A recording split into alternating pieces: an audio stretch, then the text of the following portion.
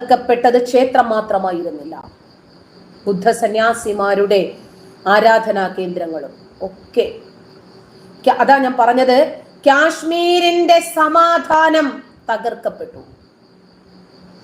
ഇത് അവരിങ്ങനെ പറഞ്ഞുകൊണ്ടിരിക്കുമ്പോ ആ സിനിമയുടെ ഒരു ഭാഗമുണ്ട്. ഒരു പെൺകുട്ടി സദസ്സിൽ നിന്ന് എഴുന്നേറ്റ് നിന്നിട്ട്, വാചകമടി നിർത്ത്, വസ്തുത പറ, അതല്ലെങ്കിൽ വായടക്കിയെന്ന്.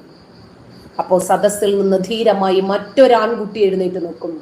എന്നിട്ടോ ആ ആൺകുട്ടി പറയുന്നു, അദ്ദേഹം സംസാരിക്കട്ടെ, എനിക്ക് കേൾക്കണം, പറയൂ കൃഷ്ണ, ബാക്കി കൂടെ. മനസ്സിലായില്ലേ?